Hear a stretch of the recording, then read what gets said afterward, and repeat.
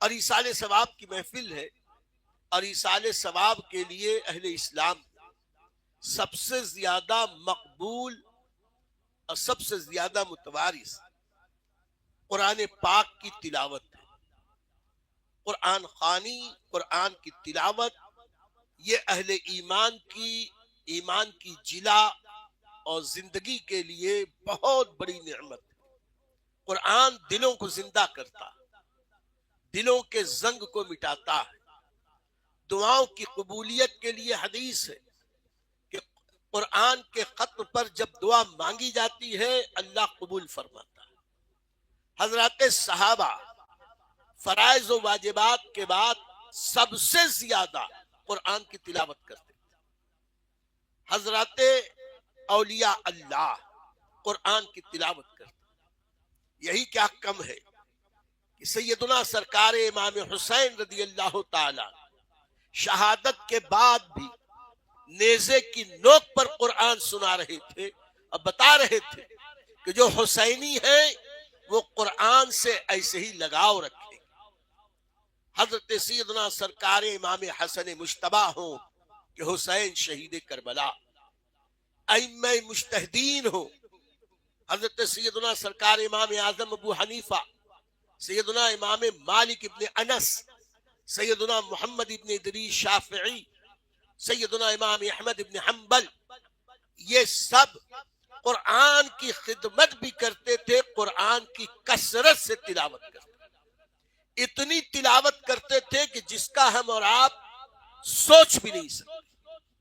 اور محدثین میں جو جتنے بڑے بڑے محدثین سب قرآن کی تلاوت کو حرز جان بناتے تھے۔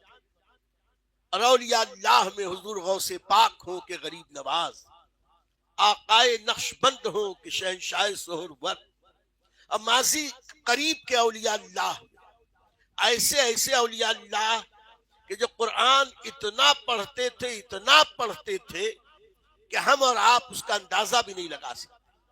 میرے آقائے نعمت مرشد کریم حضور معمار قوم ملت، حضور حافظ ملت حضرت علامہ شاہ عبدالعزیز ابن حافظ غلام نور علیہ رحمت والرضوان، اتنی مصروف زندگی، اس کے باوجود قرآن کی تلاوت کا عالم یہ تھا کہ تہجد کے وقت اٹھ جاتے، ظہر سے فجر سے گھنٹہ ڈیڑھ گھنٹہ پہلے، اور تلاوت فرماتے رہتے قرآن۔ نماز ہوتی، سنت اور فرض کے درمیان بھی قرآن پڑھتے، مدرسے جانے لگتے، اپنی قیام گاہ سے مدرسے جاتے جاتے راستے میں قرآن پڑھتے ہوئے جاتے، مدرسے میں بیٹھتے جب تک بچے طلبہ نہ آتے وہ قرآن پڑھتے رہتے۔ اور جب اس دور کے ماحول کے مطابق ایک جماعت کے بچے جاتے دوسری جماعت کے بچے آتے، اس دیر میں بھی چند منٹ لگ جاتے، 5-7 منٹ 8 منٹ 10 منٹ جو بھی لگتے، اس دوران بھی حضور حافظ ملت خاموش نہیں بیٹھتے تھے، قرآن کی تلاوت۔ مدرسے سے گھر آتے قرآن کی تلاوت فرماتے رہتے، اور ٹرین کا سفر کرتے تو ایک بار کلکتے ریلوے اسٹیشن پہ ٹرین میں بیٹھے اور وہاں سے سفر کرتے ہوئے اعظم گڑھ کے شاہ گنج ریلوے اسٹیشن پہ اترے۔ کسی نے پوچھ لیا کہ حضرت راستے بھر آپ بات نہیں کر رہے تھے، کچھ پڑھ رہے تھے؟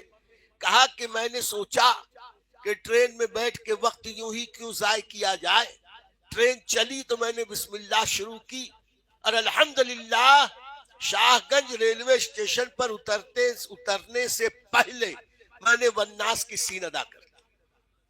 تو ایسے قرآن کی محبت کرنے والے تھے۔ تو آج اس کا بدلہ یہ اللہ نے عطا کیا کہ بر صغیر میں ہم نے دیکھا، اور دنیا کے دوسرے علاقوں میں بھی، جتنا قرآن حضور حافظ ملت کے مزار پر پڑھا جاتا ہے اتنا اور کہیں نظر نہیں آتا۔